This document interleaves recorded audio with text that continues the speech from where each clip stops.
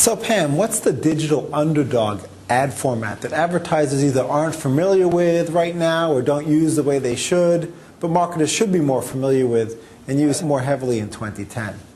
Well, I think that one of the things that we recognize is the fact that there's been quite an investment online that's been tied to direct. We see that just with the incredible search numbers. I think that there's an opportunity as we look at the growth of this marketplace really for those brand dollars to come online. So I guess I would say in a selfish way, I really hope it's those the OPA ad units that we launched early last year, which were really designed to address the requests we were hearing from brand marketers. The fact that if you look at the role of branding, which is to build a relationship with the consumer over time, that they wanted to find ways to deliver those experiences on rich content sites.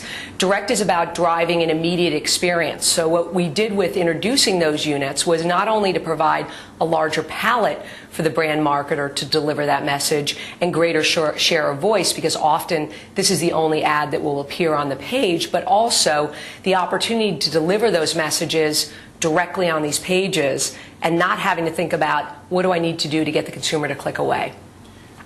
Do you have a particular ad unit favorite or a particular instance where you think a marketer just made brilliant use of one of the new ad units? I think Mercedes and the work that Razorfish has done is a great example.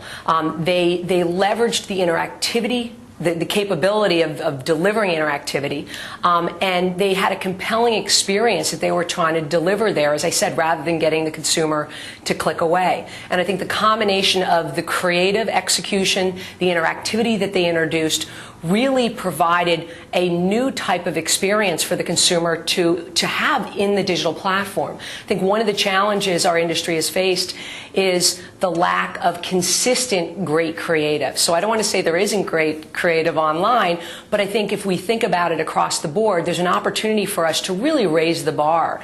And so one of the other things we were trying to do with the introduction of these units was to hopefully initiate a creative renaissance and engage the creatives and shops where they may have historically been very much focused on TV, because we know that's very sexy, but rather to say to them, here's a great palette for you to work with and a larger palette for you to work with.